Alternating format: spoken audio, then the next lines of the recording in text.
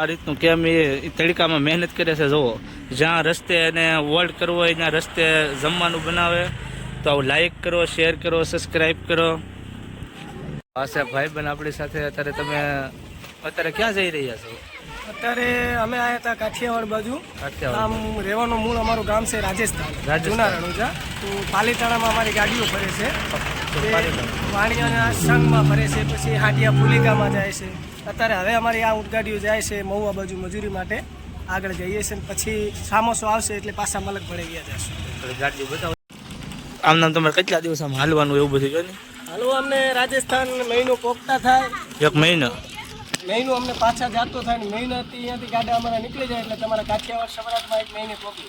પછી રસ્તામાં તમારે રોકાવાનું ક્યાં? રોકાવાનું અમારે જ્યાં ગામ સાંજ પડી જાય અહીંયા રોકાઈ જવાનું. પછી વાળું પાડું કરીને સવારે શાંતિથી ફેરે હાલવાનું. શાંતિથી.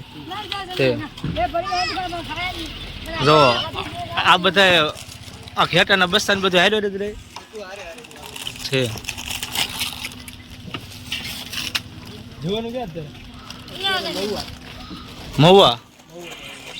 મહુવાથી હવે અમારે સામોસો આવશે ત્યારે ગાડા પાછા દેશ પડે હાલ્યા છે. દેશ અમારો જૂના રણુજા રાજસ્થાન 12મી વિસ્તાર.